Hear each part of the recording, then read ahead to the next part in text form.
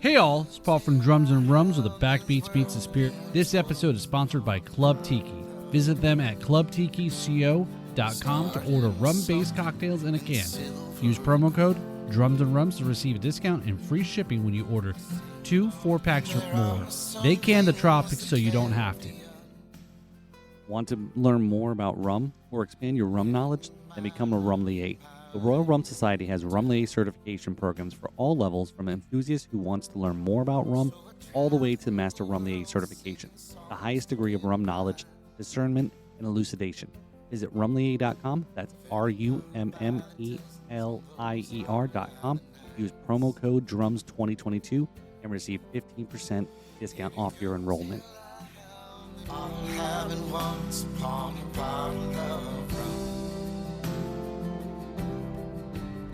Hey all, it's Paul from Drums and Rums with the Backbeats Meets Spirits.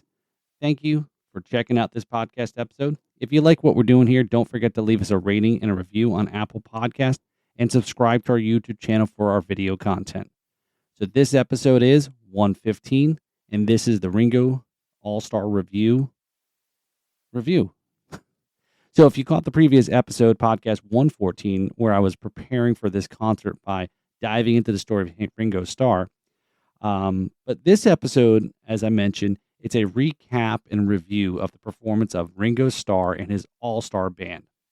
So here's just a little bit of story if you not familiar with who Ringo Starr is, or his All-Starr band, or what this is all about.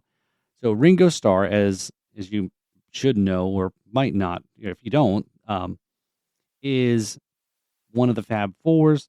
He is the drummer for the Beatles, probably the most, I would argue, it's one of those memes on social media about, debate me. I think Ringo Starr is probably the most famous drummer ever, right? Now, if you are the drummers, I know you may disagree with me on that. You may say Neil or Bonham or, tons of other drummers as well too, Buddy Rich, etc. But again, think of it from a perspective of non-drummers, right? Think of the people, that don't play an instrument, don't drum, or just a fan of music or pop, because they were huge pop, right? Pop culture in the 60s and forever. But anyway, so what is this all about? So Ringo Starr and his All-Starr band is a live rock supergroup founded in 1989.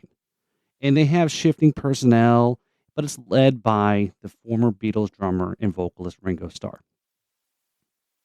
Since 1989, Ringo has toured with 14 variations of the band, where everyone on stage is a star in their own right, as he calls it, right? Because you're going to find out a little bit of what this band is made of. So the band is consistently toured for over the last 3 decades and rotates its lineup depending on availability of musicians and at Ringo's discretion. The All-Starr band generally features 10 to 12 songs sung by Ringo, including those he has performed in his solo career and with the Beatles, right? So it's also mixed with some of Ringo's songs that is performed by the All-Starr bands, usually 2 to 3 songs per person in the All-Starr band, and generally it's the biggest hits from their respective groups, right? So you hear some of these songs in these bands that they're all performing. So the All-Starr band does not compose any original music, but there was a number of live albums featuring the group have been released, and the sole exception is the track Island in the Sun, off of Starr's 2015 album Postcards from Paradise, which was co-written and performed by Ringo and every member of that year's All-Starr band. Okay, so they've been doing this since the late 80s, right? So, like a lot of concerts over the last 2 years, since 2020, beginning of 2020, a lot of concerts and shows have been canceled because of the pandemic. So we were just as much as everyone else, right? So bought tickets in 2020. Show was supposed to be June of 2020. Well, you know what happens. And then it didn't happen in 2021. We were still kind of in that in-between phase. And then here we go, June of 2022. and we were going to see them, ready to go, and it was actually on our anniversary, and a couple of the band members got COVID. So it's just a gift that keeps on giving, I guess. But anyway, so it was rescheduled to this month, September, just a couple days ago from when I'm taping this episode. And it was this location where the show is at the Hard Rock Live. And the Hard Rock Live is a 7,000 person capacity venue, and it's attached to the Hard Rock Hotel and Casino. And where the Hard Rock Live was added 14 years after the casino was opened here in Hollywood. Not that Hollywood that you're thinking of, but there is a Hollywood, Florida also. So this is where the casino is located. And so it's also known as the Guitar Hotel. So the Guitar Hotel was designed to resemble back-to-back guitars, complete with guitar faces and brightly lit strings. And this engineering masterpiece reaches 450 feet into the sky, and it's outfitted with floor-to-ceiling glass panes. So, and there's also a light show that goes with it, right? So whenever I'm driving up and down, either the highway, when I'm down in the more south where I'm located is, towards Miami, Fort Lauderdale, and there's always the light show going on. There's always, it's really cool, especially like I'm sure if you're flying in at nighttime into one of the airports in the area, you see that light show. It's kind of a pretty cool thing. So I'm always amazed by it anyway. But that doesn't take much to amaze me. But anyway, so the Guitar Hotel Light Show. So this show is a daily spectacular featuring a series of orchestrated outdoor music, light shows. Probably it's very comparable to what you'd see in Las Vegas, right? All the light shows that they do and all the hooplas and so forth. And the lights are programmed to change color, intensity, and choreographed to different songs. And, then there's two high-powered beams that accentuate the production of projection of at least 20,000 feet into the air. So this is why the aliens are going to come, because they're going to come to the Hard Rock. So good marketing on, behalf of the Hard Rock Casino, trying to have the aliens come to them and gamble and, get some alien credit money. I don't know. Anyway, I'm getting way off the topic here. But anyway, so that's the hotel here that's in South Florida, where the venue is at, and I guess, as I mentioned, it's in Hollywood, Florida, and this has become a real prime venue for top acts when they're touring throughout South Florida, where the Dolphin Stadium, that's where the Miami Dolphins play, the football team. It's maybe a little too large of a venue, or there's also two arenas here in South Florida. And they have a little bit larger venue setting of, maybe 20,000. So this is a little bit more intimate setting where, you don't want too big of a setting or whatever the case may be. But, from everything I've been told before going to the show the other night, everyone said there's not a bad seat in the house. Everything sounds great. And, and exactly all the reviews and all the feedback I was given was totally spot on. Acoustically, it's acoustically pure with unobstructed sight lines, and the venue it's a standout option for entertainers who come down to the South Florida area. So yeah, a little bit about the venue. I wanted to talk about that because it was really neat. That was the first time I actually seen a show there, as I mentioned, and so it was really, really cool to see him there in a very small venue that wasn't too big, like I saw Paul McCartney 5 years ago in the Miami arena. But anyway, so enough of that. So that's the venue, and just kind of a little bit, kind of give you a little backstory on, obviously who is the All-Starr band. Right. So the All-Starr band obviously is, it's led by Ringo, right? And and I'm just going to run through the entire band here, what instrument they play, what band they were in, and also their age, because I'm not knocking in an age thing here, but I'm just actually really impressed, right? How, heck, I'm in my late 40s and I already feel like I'm like old and out of shape. And these guys are doing it, every night. So anyway, Ringo Starr is the, leads up. This is his band. So Ringo, obviously, as I mentioned, is drums and vocals in his band. What he's known for is the Beatles. And he is the oldest in the band at 82. I hope I have that kind of energy and drive even at that age, right? Hell, even at 50, I'll take that. And then also in the band is Colin Hay. He is 69, and if you may know the name, He was one of the main lead singers of the Australian band during the 80s, Men at Work, and he plays guitar, harmonica, and he also does vocals. And we'll talk more about some of these details of these guys. Also, Edgar Winter. So, Edgar Winter, you probably have heard the songs, Edgar Winter Group, Edgar's plus keyboards. He's like a multi-instrumentalist, keyboards, saxophone, percussion, vocals. He does it all. And he's 75. There's another gentleman by the name of Hamish Stewart. You may not know him, but you may have probably heard the songs from the band he was with was Average White Band. And he plays bass and guitar and vocals as well. And he's, like I said, 72. And then you have a lead guitar is the lead guitarist from the band Toto, Steve Lukather, and he's 64. So he plays guitar and bass. And then on drums, yes, there's also a drummer also with this band as well. And you'll understand why I kind of say it that way here in a minute. So Greg Bissonette, 63, he's doing drums, percussion, backing vocals. I guess I didn't catch it, but he plays the trumpet. And also, but he was mostly known for performing with David Lee Roth back in the 80s when David Lee Roth left Van Halen. He was the drummer for that stint of David Lee Roth's career back in the late 80s to early 90s. And then last is Warren Ham. Warren is 65, and he plays saxophone, percussion, keyboards, harmonica, vocals, and it just, this guy, and you're going to hear how he was, I'll tell you now, he was the MVP of the performance, and he performed and played with numerous bands such as also Toto in Kansas. So a little bit about the band first to kind of give you a little backstory on who these guys are, right? So, going to this show that the other night, it was a very mixed crowd of age, right, or generational. Mostly was a lot of baby boomers. There was a good bit of like myself, Gen Xers, and there was even some, younger than me. I don't know if they're Ys or Zs or whatnot, but it was definitely a good cross selection. Obviously, a lot of the boomers, I saw a lot of people dressed up and, the yellow submarine outfits from that time period. And, but again, it was a good mix of different people, right? And it was just definitely a good feel music kind of a type here.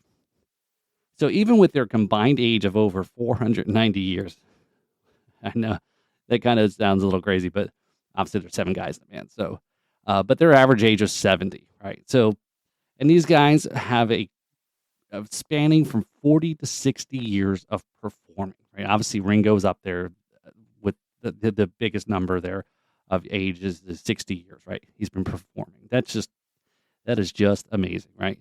And, you can tell these guys, as Ringo states, they are very accomplished artists in their own right.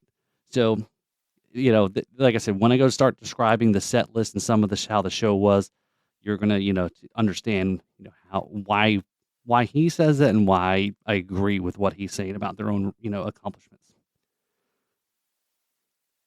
So, this set list, this was about a 2-hour show.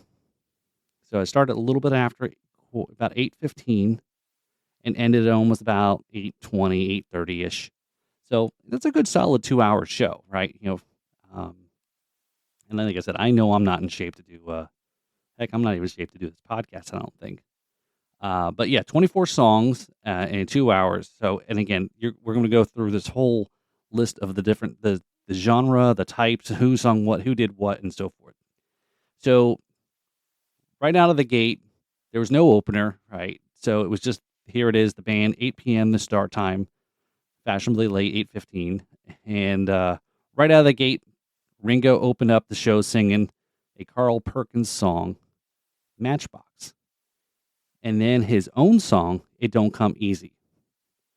And then also, last was the Beatles song, What Goes On. So right out of the gate, Ringo comes out there singing lead on 3 songs. Next, he turns it over to songs to the band. So each member of the band gets their turn to sing one of their songs, which is, again, this is cool. It isn't just a Ringo show. It's Ringo and All-Star, as I said, All-Star band. So next was Edgar Winter. So he moved out from the keyboards and took the lead on the song Free Ride. Again, probably it was a huge classic song. If you listen to classic rock station music, you've probably heard this song, right? And then Ringo had jumped behind the drum kit and joined Greg on drums. So now Ringo's drumming. He kind of took a back seat, or literally, and went up on his own drum kit. Oh, yeah, I forgot to mention that there's 2 drum kits on the stage. Ringo's was center, and Greg Bissnett's drum kit was just off to the side of Ringo's, of course, right? I don't think anyone's, going to object to needing to be sitting up front, right? So I know Greg Bissnett was definitely not knows, I hate to say he knows his place, but I think you know what I mean. He understands what role he's playing. That might be a better way to say it. But anyway, so Ringo jumped up on the drums. Edgar sung his song, Free Ride. So up next was Steve Lukather's turn, and he did an extended version of the song Rosanna by Toto.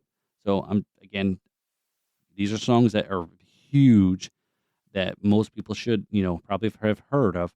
Ringo was now behind the drums. He's playing with Greg. As for drummers, right, for the rest of drummers that know who the original drummer for this song was the great late Jeff Porcaro. Just listening to that groove is awesome. And so while they were performing, of course, I would be the one to notice, right, and I'm not knocking him for it because we all do it, one of Greg's sticks went flying, and it was and he had a really nice recovery, right? Again, he's a professional. Come on now. And it's funny is Ringo also noticed it too, and he looked up, and it looks like they had a good laugh and a smile about it. We've all been there for us drummers. Stick drop, stick flying, whatever the case may be. So the next song was led by Hamish Stewart. And again, as I mentioned, you may not know the name. I know I wasn't as familiar, but I know who the Average White Band is, and I have heard this song, Pick Up the Pieces. But I've never actually heard the name of the guy. So I've learned a lot also in doing the research for this show and this particular podcast about some of the members of the band. So what was cool was he switched over to guitar. Steve Lukather switched to bass, and Edgar Winter and Stuart Hamm filled on the saxes, right? Because there's a lot of sax and horns and brass, I guess, in that song. So which was kind of cool. They started switching up instruments now, right? So after that song everybody went back to their main instrument, and then Stuart Hamm did the flute part for the Men at Work song, Down Under, which was sung by Colin Hayes, right? So again, this is another song, was huge for the next, performer here, which Colin, and it was performed by Men at Work. Now, Ringo now comes back out, and then he was singing and playing the drums to the song Boys, which was a cover of the Shirelles song. Sang his song, I'm the Greatest, which was written for him by John Lennon, and then closing out the first half of the set with Yellow Submarine. So at this time, Ringo left the stage for a break, maybe. I would assume, again, I know he's 82, maybe he took a little break, or maybe he was given the stage to the All-Star Band to perform. Because the next 2 songs was another Average White Band cover, Cut the Cake, and which Hamish led the vocals, and then Edgar and Stewart again was on saxes. I was in confession. I looked up the set list in advance so I can create a playlist for the week, the week leading up. So when I saw Frankenstein by Edgar Winter, at this portion of the set, I knew that there would be some type of extended version of a drum solo. Because again, if you know the song Frankenstein, there's a big drum parts, which of course I was right. But before that, Edgar was trading drum parts with Greg. And then if you know the song, you know what I mean, right? That certain part where there's some type of drum trading off and going, of course, like a mini drum solo. So Greg got his opportunity. He got it. He got a great solo. He did an awesome solo, right? And then what was cool was he was also playing a handful of drum licks, like Wipe Out, the drum licks parts, their Wipe Out, Walk This Way, Hot for Teacher, My Sharona. So it was cool. Again, he gave a little bit something to the crowd, They knew they were familiar with those drum licks, and was kind of cool. So once they wrapped that song up, they brought that one to a close. Ringo came back out. He got back out to sing and drum on his song "Octopus's Garden," and then "Back Off Boogaloo." So there was 2 songs there. And then Colin was back up with another Men at Work song, "Overkill," and now everybody was waiting for this Toto song. So again, if you're listening, you're probably like, "Yeah, I know, Paul. I know which one you're talking about," because it is like all over the place, right? It's probably their biggest song.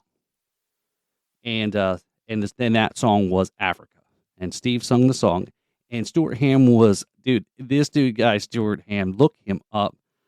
He is one of those guys who's performing with everybody, and other musicians, other things. This guy is a go-to. He's like the utility guy, right? So Stuart was covering on this song alone the congas, flute, and backing vocals, and all at the same time in this one song. He'd switch it up. He was playing flute, then he'd go to the congas, doing backing vocals. He was doing it all, right? And of course, this one also got extended too. So of course, nobody minded that the song "Africa" was a little extended. So Hamish Stewart came back up and did the cover of the Isley Brothers song "Work to Do." And then next was Ringo sang and drummed the Beatles cover, "I Want to Be Your Man." So that was like going way back Beatles. And then Edgar Winter came back up. And he was singing Chuck Berry's song "Johnny Be Good," right? Another one, I think everyone knows that song. And then Colin Hay performed his final Men at Work song, "Who Can It Be Now?" And then another huge Toto hit, "Hold the Line," sung by Steve Lukather. It was great because that opening part of that song was the key, the keyboards or keys, But so again, I think you know what I'm talking about when that opening part when that song starts up, which everyone went crazy for. Now closing up the show, Ringo moved back to the front and sang one of his songs, "Photograph," and a Johnny Russell cover, "Act Naturally." Again, some of these songs to be honest, wasn't too familiar with, but again, there's so many songs you can listen to. So, and then the big finale, you guessed it, is one of the biggest songs that Ringo sings, and it's "With a Little Help from My Friends." And then there was, on the tie end of it, there was "Give Peace a Chance," by the Plastic Ono Band, with a chorus at the end. So Ringo had left the stage for that portion and didn't join the band for the final bow. Now, I assume it's to let the band have the spotlight, right? And to be honest, they deserve it. So, which is, again, I'm not sure. I would assume that's what it was for, why he didn't join them on the final bow and kind of let them have the stage. And, again, they did the band should get a lot of good credit as well, too. And so, like I said, the sound for that location, very impressed with the Hard Rock Live. The sound, the quality was amazing, the acoustics, everything. And like I said, we were told by many that there's not a bad seat in the house at this location. So definitely recommend seeing a show at the Hard Rock Live if you got somebody coming by. So now about Ringo, right? So now I can check off my list that I've seen 2 of the surviving members of the Beatles. Now, being they were both separately, seeing both of them. I saw Paul McCartney 5 years ago in Miami. So what can I say about Ringo? For someone his age, maybe I'm amazed. Hopefully you guys get the pun there. But maybe I'm amazed that actually to see for myself the members of the Beatles, right? Arguably the most influential band in the history. The Beatles are typically associated with baby boomers, but they transcend generations, as I was talking before. Look at your favorite band and musician or band, and you may not realize it, but somewhere there's Beatles musical DNA is tied to that musician or band. It's kind of a little bit like what Kelly Ray Tubbs and I had talked about in that podcast episode 54. We were talking about musical lineage and how this drummer was influenced by this drummer and this drummer, and so on and so forth. And the same thing happens with the Beatles. If anyone says that a particular artist is not, I would seriously challenge them that they're incorrect. The Beatles are up there. I know there's a lot of debate recently with the Elvis movie that came out. Elvis or the Beatles, but Elvis is up there too with being very influential. But Now look, Ringo. Now he didn't do a lot of running around the stage. I mean, he's 82, but he did seem very spry. Now he did play the drums for a good portion. Now, Greg was playing lead on the drums. He played all the fills and all the parts. But Ringo was up there playing and performing, and he kept in time. It was great watching both of them, playing on time and so forth. Now the one thing I would say is maybe because Edgar also, I noticed, Edgar sitting behind keyboards and pianos probably most of his career. Ringo sitting behind drums most of his career. Those guys don't get a chance to. They're not out front as much. So I would not actually give them a whole high rating of being a typical frontman. They are definitely no Mick Jagger kind of moves or anything like that. But then again, who is really? But yeah, I would say they kind of kept their place, and it's not that they didn't have rhythm. It just was I don't know. They got good singing, but they had a little lacking in the frontman kind of swagger or whatever you want to call it. So like I said, it was cool seeing Ringo switch it up from singing to playing and singing, and again, playing behind his signature Ludwig kit alongside Greg Bissonette, which is, I'm sure it's got to be amazing to think, right, is these musicians, again, like I said, they all grew up listening to the Beatles, and then to be like, holy shit, I'm in a band with a Beatle, and which has got to be cool. That's how I would. Once you get over the fanboying or fangirling part of being in the same band as one of the Beatles, that's got to be kind of cool. So all right, wrapping up this experience here. So again, like I said, this was supposed to be for our anniversary back in June, and it was a nice date night for my wife and I. We stayed overnight down in the area. We didn't stay at the Hard Rock as we would have loved to, but it was a little bit pricey for us with the room starting at like $400 a night. Now, we were looking forward to this show since 2020, like I mentioned, most other people, but due to COVID, so it was really nice to finally get out there. And it also was a nice day, a little outing, I guess if you call it. Early in the day, we caught up with Nia from my Rum Diaries. We did some lunch, and of course, we did rum cocktails. So it was good kind of getting out there and doing a little pre-gaming, pre-show stuff.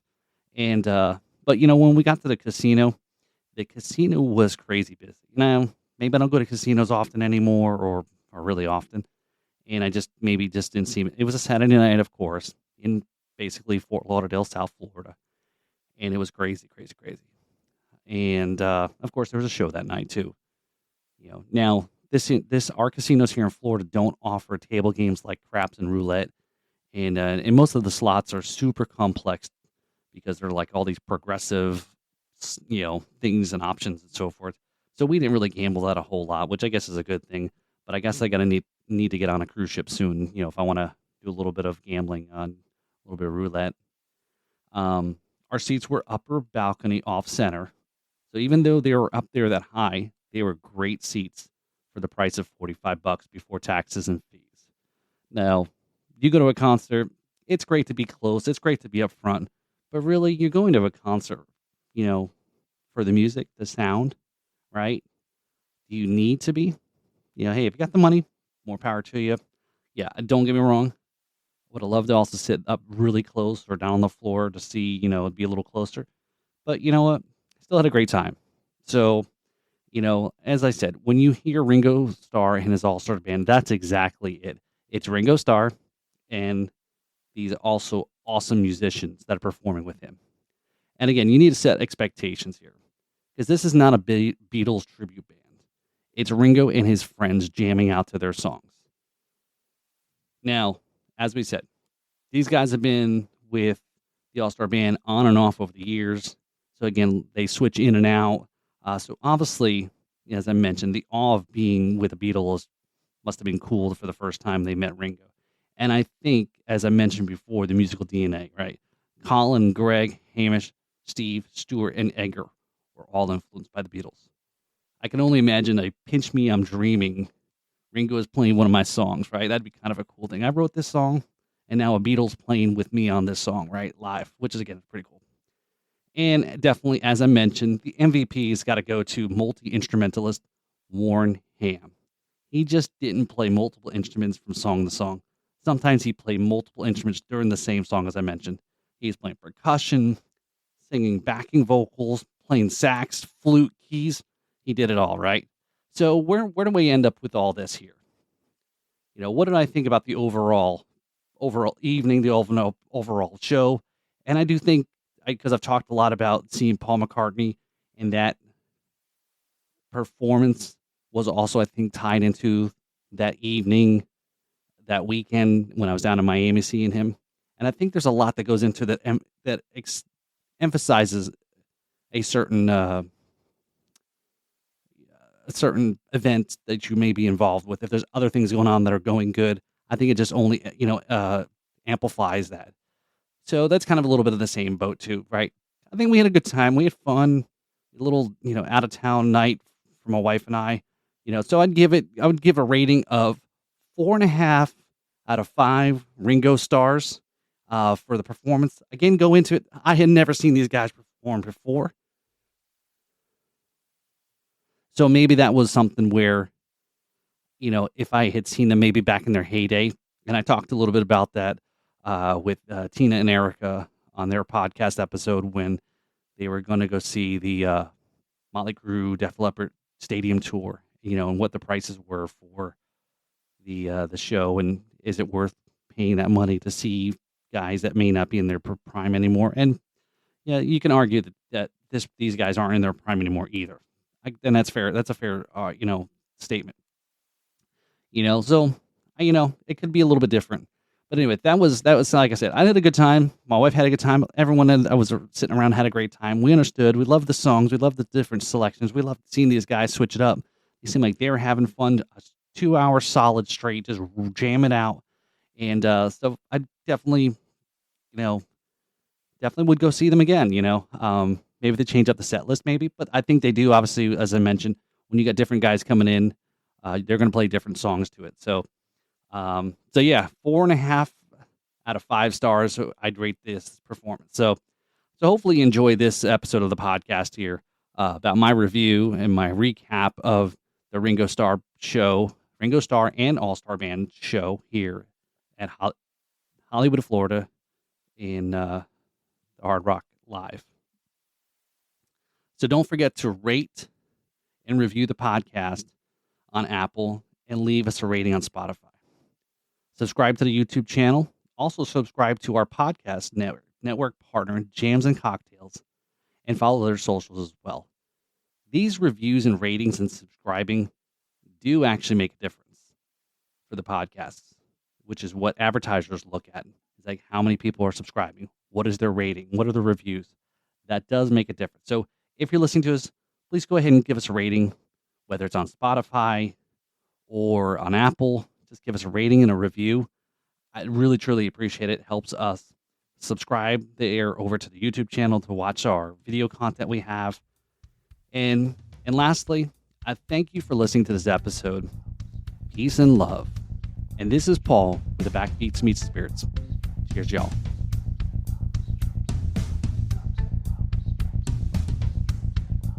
If you like what we're doing here at Drums and Rums, we have a Patreon link to help with setting up interviews and creating content that you find entertaining and interesting. Also, if you'd like to sponsor, advertise on the podcast, or if you want to come on as a guest to promote something related to the show, email me at info@drumsandrums.com. Lastly, I want to thank Brad Brock tune titled Once Upon a Bottle of Rum, and check out his podcast, Jams and Cocktails. Thanks again for listening, where the backbeats meet the spirits.